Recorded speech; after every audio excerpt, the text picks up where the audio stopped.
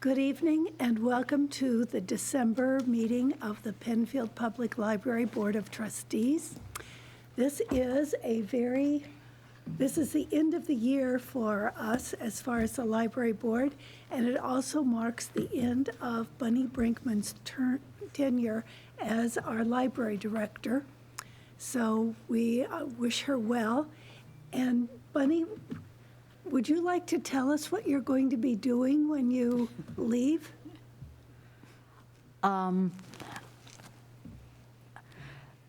When the director of Rochester Public Library and the Monroe County Library System found out that I was going to be available, they called me right away and asked me if I would be willing to work on contract and catalog some special collections they have there that they haven't been able to get around to. So I'll have a nice little transition from working full-time to working, I assume it'll be part-time. I can probably set my own hours.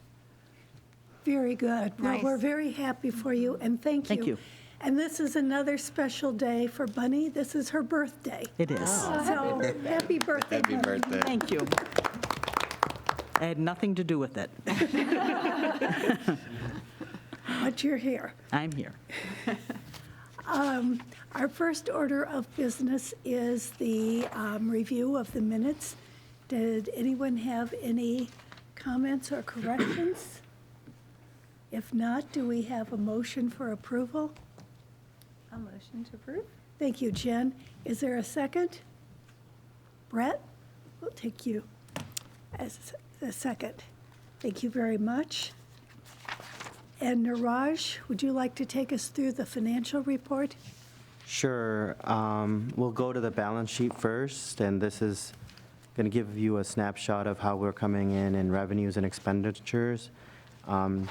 What you're seeing in front of you is through November, and our operating revenue balance was well within our approved budget. If you drop down to the bottom of the page, the Gift and Memorial Fund threshold right now is $140,000. We're above that, and it's largely unchanged from last month at a balance of $150,000. If you go to the budget summary that was distributed for December, these are numbers through November, so that's 11 months out of the year, or 92% of the year. So that's a good percentage to look at when you're looking at the right column, the far right column. So the revenue portion, we're almost at the end of the year, and it's great. Overall revenues are coming in at 96%, so that's really good. It's in line with the budget. The largest line item is real property taxes. That's 100% has been allocated, so that's good. As mentioned last month, the shortfall in fines and copies are offset by the increased state aid than budgeted. So all in all, it's a great month for revenues, 96% compared to the 92%. Expenses, again, we're comparing it to 92%.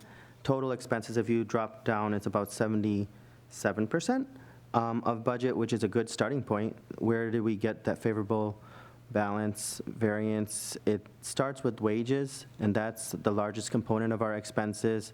That's coming in at about 85%, so it's favorable. The second largest controllable expense is materials. That's coming in very favorable at 70%.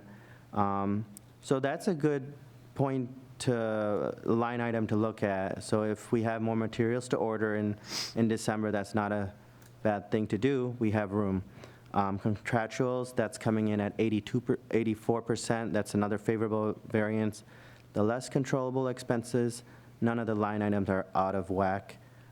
So we're good there. So in conclusion, it's been a good month. Great finish to our year so far. Revenues are coming in favorable. So are expenses. Asset breakdown, if we go to the asset breakdown, there's about $150,000, again, I mentioned before, between Family First and Canandaigua. There is one CD that's maturing this week, actually, on the 26th. It's a large CD of $45,000. I prefer my preference. We have right now about $10,000 in liquidity between checking and money builder at Family First. I prefer more cash on hand because we do have large expenses coming up in the coming months. So my preference is to keep $30,000 of that 45 and roll over the balance of it in a short-term CD, maybe 5 to 11 months. That would stagger our CDs nicely when they're maturing. So I just need a motion to go ahead and do that. We need two motions. First, we need to approve the overall financial report. Okay. And then we can deal with the CDs. Okay. So is there anyone who would like to move to approve the financial report as it is? Judy? Thank you. Is there a second? Thank you, Denise. Okay. Then can we motion to give me support to choose a short-term CD maturing 5 to 11 months after we transfer the $30,000 into our liquid? The rates are probably not very good. We've right looked into that, so Yeah. they're nothing. I'll motion to. Thank you, Jen. Is there a Okay. second? Thanks, Megan. All in favor? Okay. Thank you very much for your work in researching that and for explaining the balance sheet to us. This meeting is open to the public, and it is available to the public both on YouTube, and I never thought I would be on YouTube, I have to say, and also through the Penfield Public Television station. We'd like to welcome Stephanie Blondo, who is our new our young adult librarian, and we'd like you to tell us a little about yourself and your background and what you hope to do here in Penfield, and what excites you about the job and your new role. Oh, okay. Oh, great. Hi, You everyone. can take off your mask while you're seated if you feel comfortable. I prefer to keep it on. Thank Okay, you. that's fine. As long as everybody can hear me okay. Good? Okay. So, hi, everyone. I'm Stephanie Blando, and I'm the new Young Adult Services Librarian. I came from the Seymour Library in Brockport, where I had 3.5 years of experience as their Young Adult Services Librarian. I really enjoy working with teens there, and I really look forward to working with the teens here. I previously worked with Natalie Birch at Seymour, and I have the great fortune to work with her again. We created at Seymour a tween STEAM-based program, and we're doing it currently here to great success. I've started a writing group here. I've started a teen craft, and I look forward to starting in the new year a volunteer group, because that was something I ran to great success and something I really enjoyed at Brockport. So I hope to carry that here and team up with community organizations, and that's my goal, is to connect with the community and the teens. Thank you. Thank you. And I noticed I believe it was Bunny's report, that you had met with the school librarians. Is that something that you're going to continue? Oh, yes. When I started, there was already great precedent set with the children's and the previous teen service librarian. We had a group meeting with, I met the middle school librarian. It had to be over Zoom because of the times we're in, unfortunately. But I did get to meet the high school librarian in person, Beth Coy, and she was great, and we plan on collaborating in the future. They've been very open to collaborations, and I'm looking forward to continuing the relationships. Well, wonderful, and we're very happy that you've joined us, so Thank you. welcome. Linda, do you have a town liaison report? Well, we've already had our last town board meeting of the year. That was last week. And the swearing in of the 2 new members, being the town supervisor, Marie Cinti, and the town board member, Candace Lee, along with our existing, Bob Akinen, who's been on the board. That'll take place on Monday night, January 3rd at 6 o'clock here. If any of you want to come, you're more than welcome to. And then we have our first organizational meeting of the year, will be Wednesday night, where we set our rules, procedures, and so on to get going for the year. I know we don't have any new members of the library board. It seems like the past few years, we've had a new member to appoint every organizational meeting, so that won't be happening. That's good. We got a nice solid board right here now.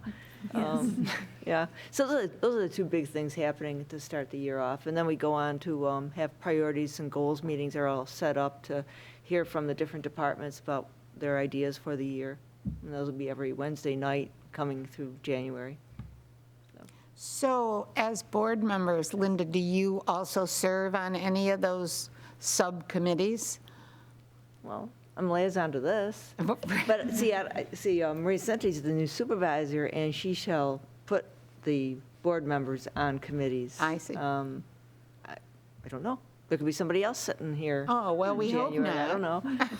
That hasn't been put We forward like you yet, sitting here. where everybody's going to be, but, like I've chaired the Community Services Committee, which is some of the liaison, like the rec department and local history room and the library and something like that. So everybody has their own thing. Okay. So every I was year. just and, curious. Like the ambulance, public safety people, the guy for public safety's been Bob Ockett, and he's served for being in touch with the ambulance and the fire district. And, there's a whole litany of things Sure. that we are liaison to. Is that what you're asking? Sure. Yes. Yeah. Okay. And those are likely to change or likely not to change? You don't, well, we have two new people, well, we have a new supervisor, but we also have a new town board member. It doesn't mean that what the previous town board member that she's replacing, it'll be the same position, we do move it around once in a while, I think I've served on, I've been a liaison, I've been here a while, so I've been a liaison to every committee during my tenure, so. That's that, You have a lot of background knowledge. yes. Okay, we'll move to committee reports. Niraj, do you have anything else to report, or did we take care of your committee when? Yeah, we're good. Okay.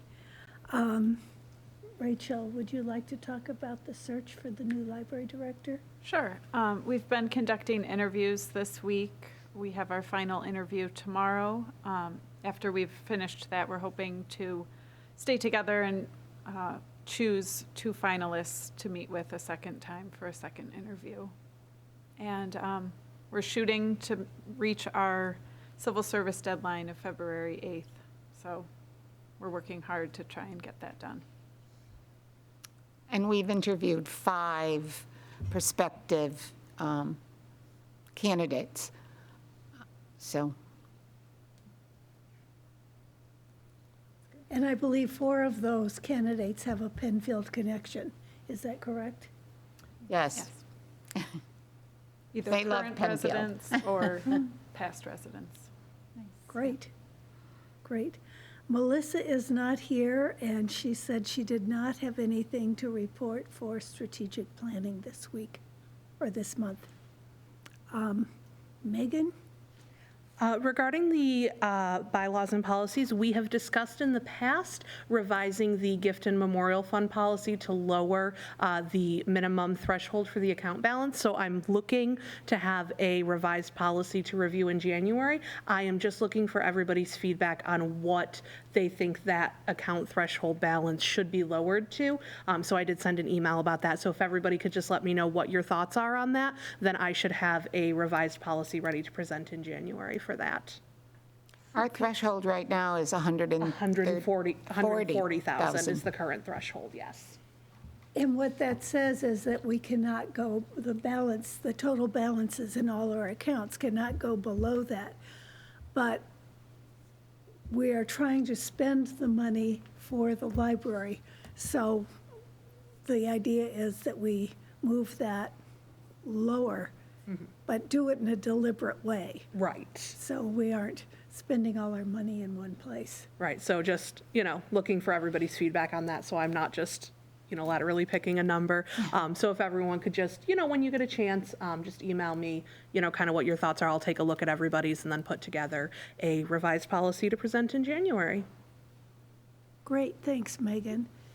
Are there any communications this month? There are not. Okay. We are ready for the director's report. This is Bunny's. Did anybody have any questions for Bunny about her report? I did.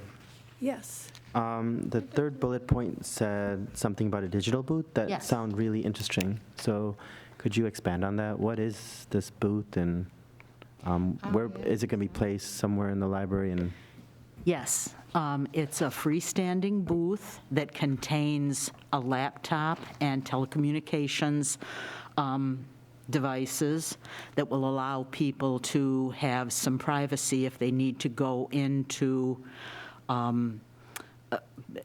use the internet for, say, an online job interview or some kind of medical exchange that they're having with a medical professional or other financial exchange that they're having with somebody on the other end of their line.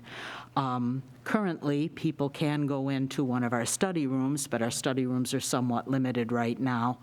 And of course, we have our public access computers right out on the floor, but those don't always offer people maybe the privacy that they feel most comfortable with. So I put our name in for one of these. The Regional Library Council had some they wanted to distribute, and we were selected. We were the only town library selected. The other two are going to city libraries, and I'm proposing that it be put right where we have our technology training area right now. We're expected to keep the statistics and report on the statistics of the usage of that item. And when the funders see that, when they're done with their study, we are allowed to keep the digital booth and all the equipment in it. So it has a net benefit for us ultimately. Do we have a lot of patrons that you feel will make use of this Yes. opportunity? Yes, that's why I requested consideration for us to have one. Now, how will people sign up for this, Bunny? We haven't quite worked that out yet. We won't have it until at least the middle of January, maybe a little later. But right now, people do have to sign up to use study rooms, so we can maybe tie it into the procedure that we use for study rooms. Very good. Bunny, is the booth enclosed like a old phone booth kind of type I thing? believe I didn't Okay. see a picture, but I believe it's an arrangement like that, yes. All right, thank you. Going back in time. We only need to paint it red, we'll be all set. That'd be kind of neat. I had a question about the social media audit. Yes. Could you expand on what that entails? Yes, If you know. what she's a social media expert, that's her company, and what she has been doing, she did it for Rochester Public Library. She looked at all the social media accounts that they had, studied those to see the effectiveness, and when she was done looking at those, she had some recommendations to make for changes in presentation, tone, what have you, expanding on what they have. She just had recommendations for people. So she very generously offered to any member library in the Monroe County Library System a similar social media audit, so I requested one for us.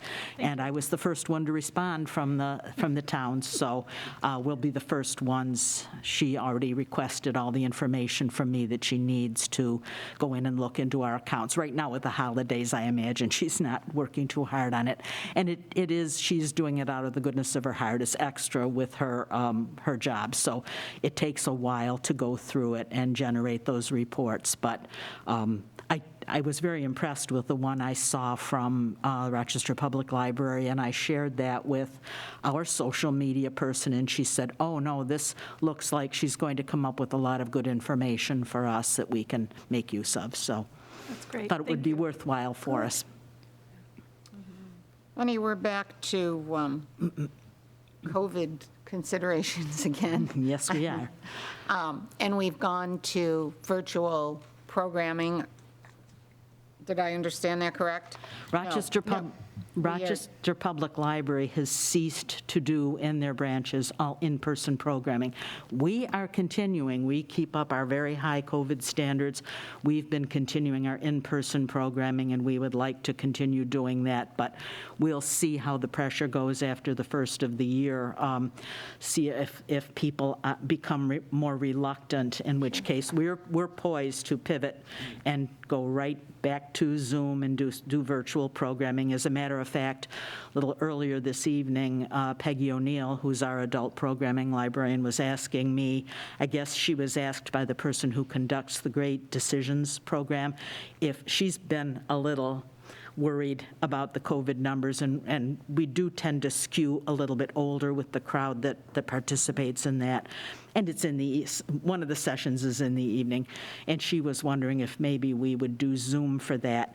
That particular program, all of them are problematic when you try to do a hybrid remote and in-person, but that particular one can be, but we have bought all the equipment to do that as a hybrid if we want to.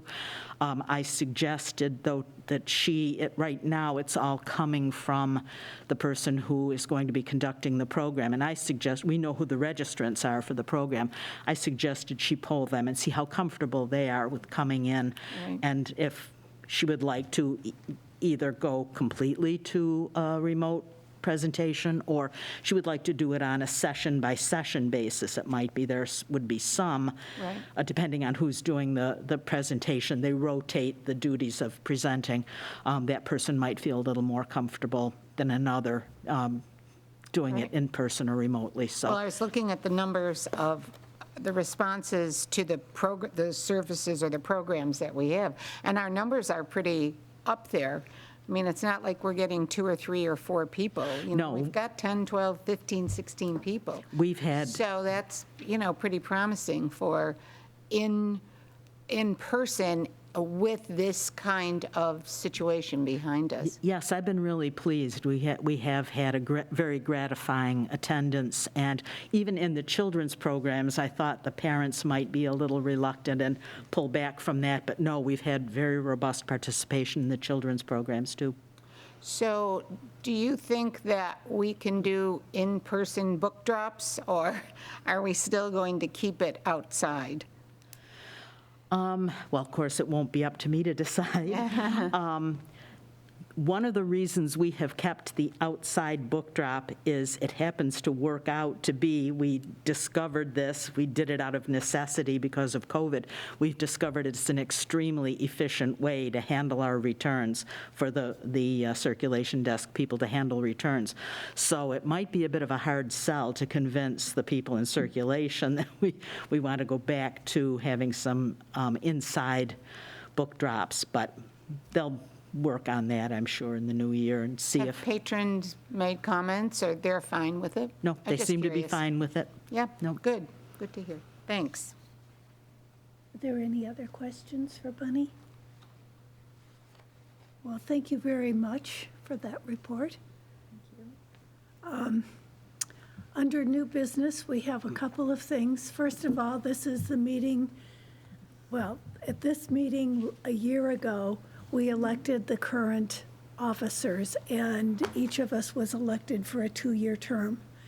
And although we do not have to re-elect everyone, I would like to have some sort of confirmation that the board is comfortable, and if you'd rather, would you like to confirm the officers or who are here for another year, or do you want to have elections? Is there any comment? I'm okay with confirming Yeah. and just Is moving there a on. motion? I move we confirm the officers that are already in place. Is there a second? Thank you, Megan. All in favor? Thank you. I just want to make sure, it's a technicality, but I want to make sure that we are covered and somebody wouldn't say, oh my goodness, why did you run over for 2 years and so forth. The other thing we need to do, Bunny, as we all know, is leaving, and I believe your last day in the office officially is going to be this Thursday. Yes. And the search committee is still working.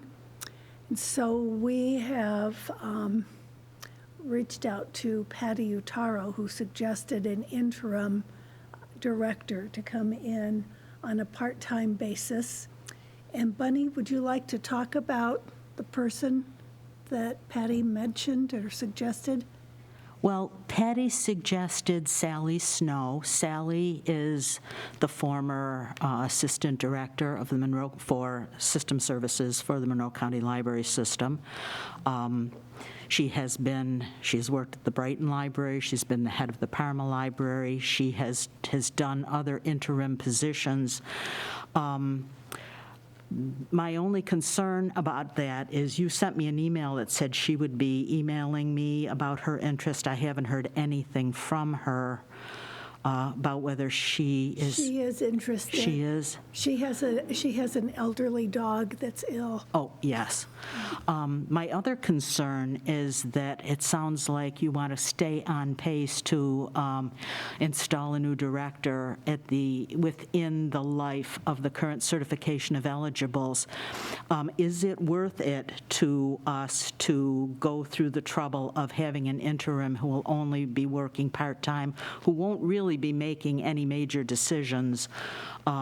We have a well cross-trained senior staff at the library who could do administrative stuff for a couple of weeks. I think we would like to have somebody in there in that role.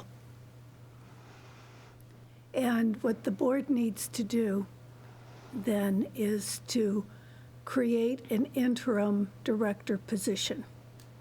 I talked to the people at Civil Service, and they also know Sally Snow and said she was more than qualified for the Library 3 director role, so they didn't have to worry about having any extenuating circumstances.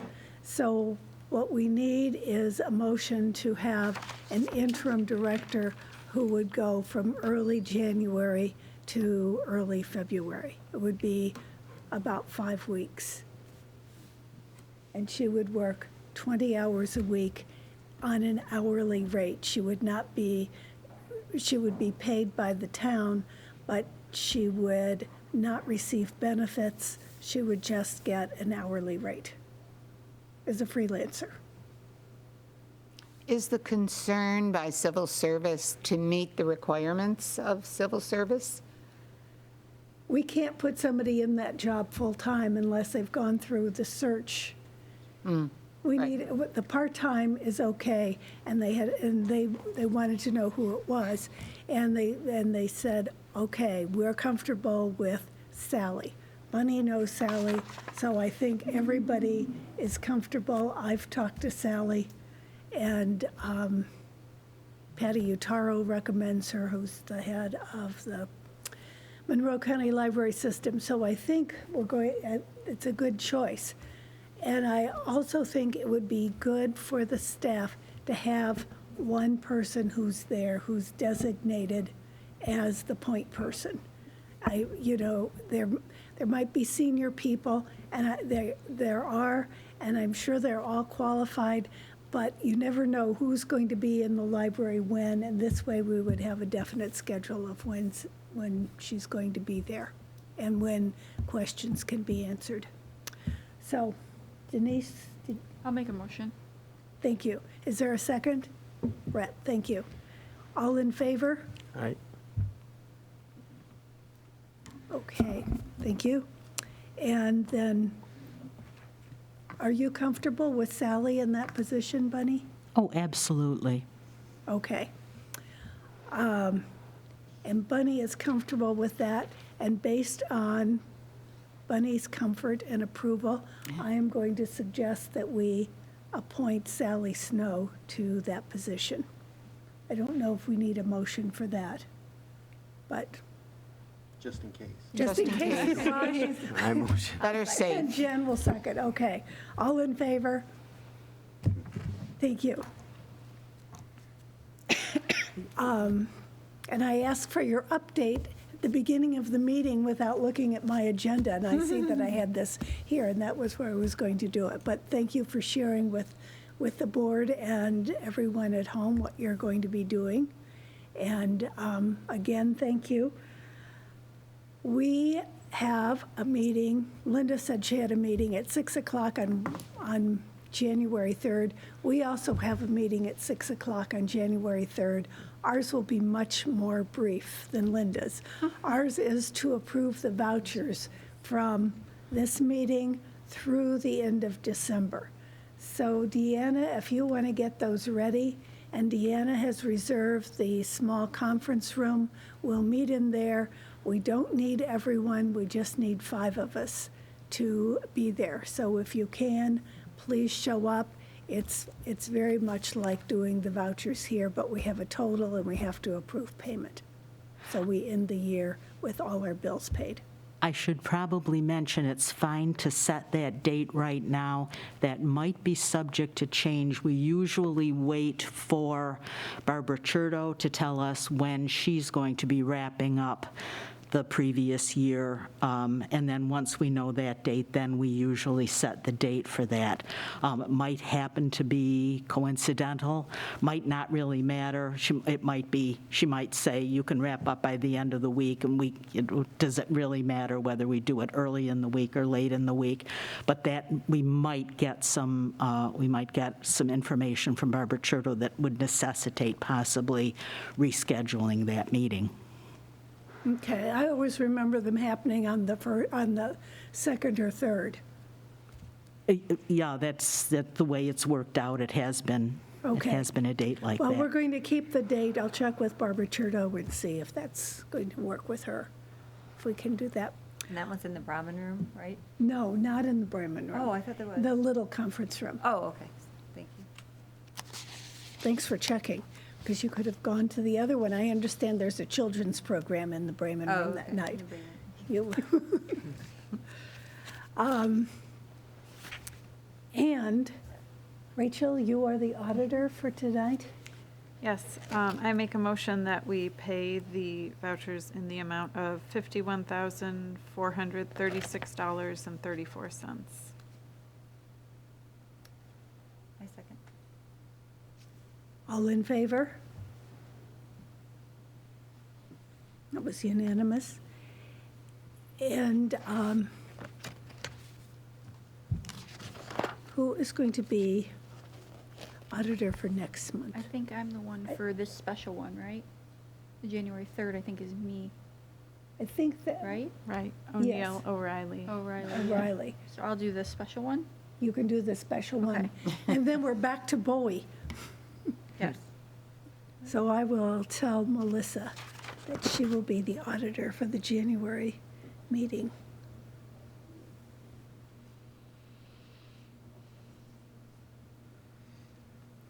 Because Niraj does not get to be auditor since he's the finance officer. You're off the hook, Niraj.